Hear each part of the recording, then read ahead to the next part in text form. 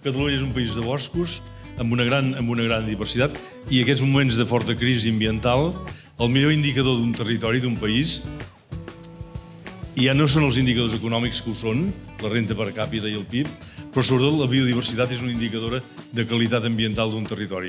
No és un món de curiositats biològiques, sinó que indica l'estat de salut.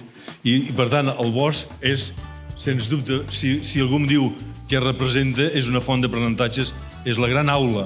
La gran aula, no acabaríem mai. El bosc és, des de sempre, un element literari, és la por, és allà on anava la Caputxeta quan es feia gran, és on van abandonar aquells pobres nens que són Antoni Guida, i on es van trobar la bruixa i la casa de caramel. El bosc és entrar a l'edat adulta. El bosc, ara mateix, en aquests moments, és un element també ple de senglars. I recordeu una cosa, que en els contes d'abans els caçadors són els bons.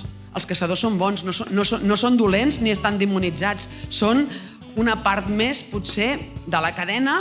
Moltes gràcies. Ajudeu-nos a explicar que un segell de certificació de qualitat que assegura que la gent que mengin productes vostres del bosc estan menjant un producte que ajuda a fer el bosc durable i que visqui molts anys i que tinguem boscos molt vius molts anys.